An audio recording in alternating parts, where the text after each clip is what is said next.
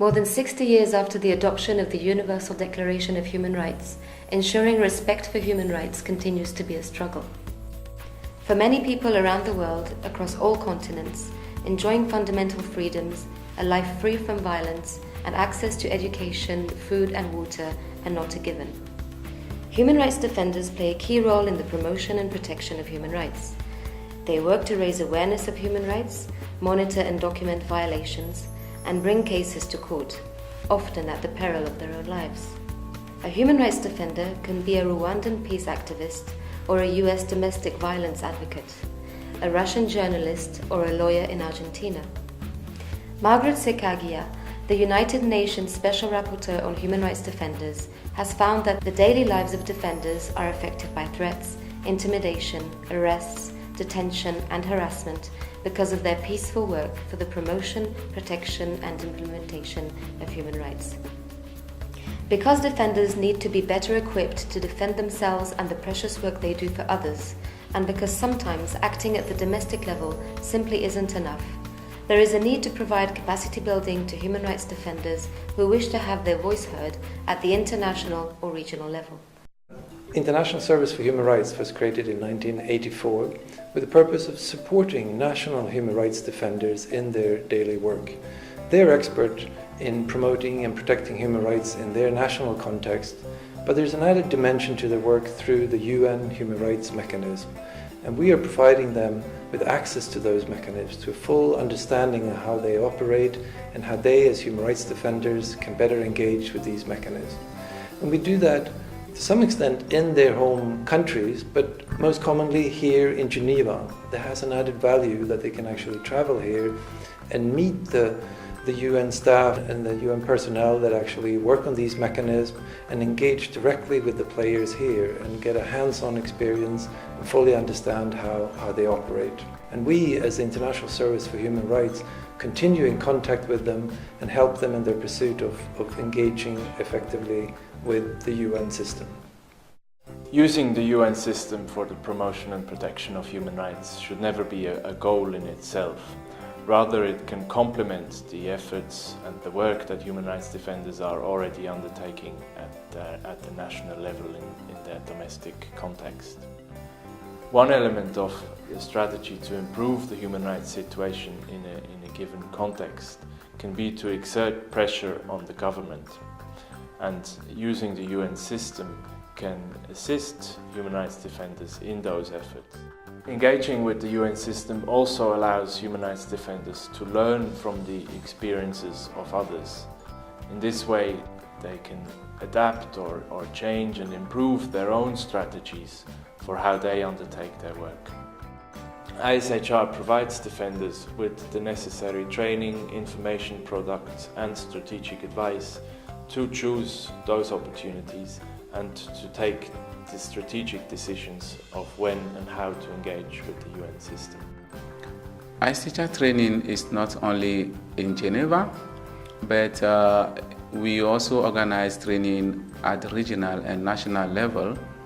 And the objective of this training is to bring both international and regional system to defenders, to explain them how both systems work, and also to give them the opportunity to choose which system is more suitable to address the issues in their region.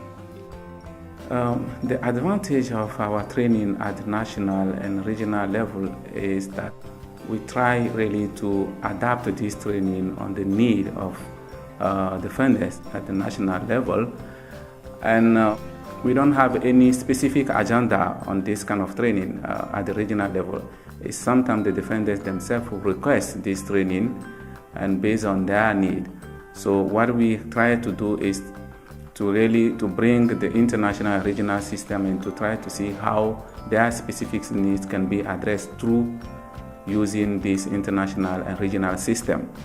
And another advantage is also that it's helped also a lot of defenders to be able to attend to this training, because Geneva costs a lot, but at the regional level we can be able to use the same fund to bring like 30 participants that can benefit from this training. The concrete outcome of our regional and national training are This year, in May, the civil society in Rwanda were able to lobby the African Commission to address the issues of human rights violation in Rwanda during the review of Rwanda by this human rights system.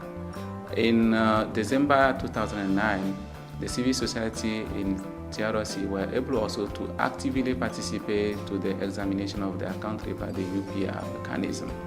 And this year, in March, the civil society in Guinea also were able to participate actively in the review of their country through lobbying in Guinea and also in Geneva here. I'd like to talk a little bit about the methodology that we employ within our training courses. We believe that the participants on our training courses come with a wealth of experience and expertise which we wish to harness within our training courses to aid deeper processing of the knowledge and make it more relevant to them, and also to grant them bigger ownership over their own learning. How we do this is we carry out a thorough learning needs assessment where we see what their learning needs are and what their offers are as well.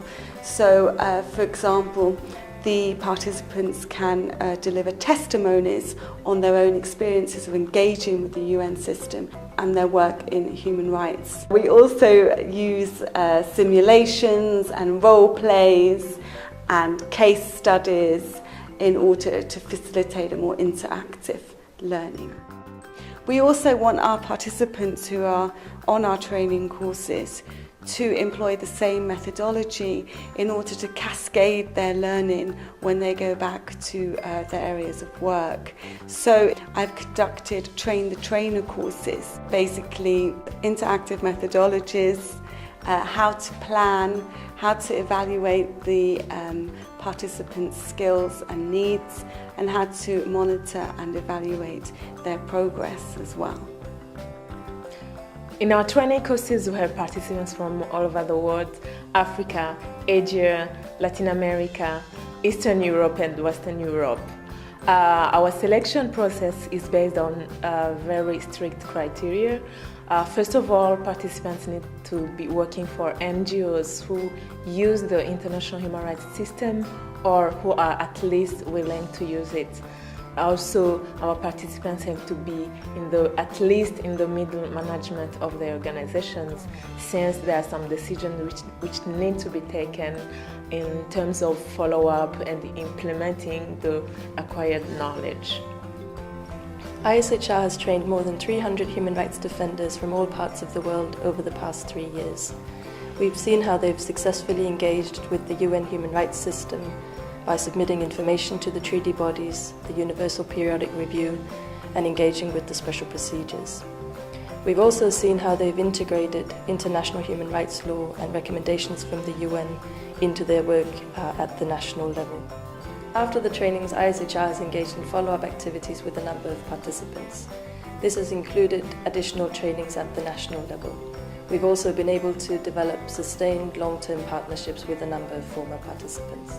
I learned a lot because it was my first time that I was sitting down in a class learning international law from a practice point of view. The experience that I got from the training program was central. The major learning for me was really the demystifying of the United Nations system. The training courses have also been an excellent opportunity for us to meet human rights defenders from all over the world and learn about their work. ISHR would like to thank all the human rights defenders who have come from near and far to attend our training courses. We feel privileged to have been able to help you in your incredibly courageous and valuable work. You have been an inspiration to us all.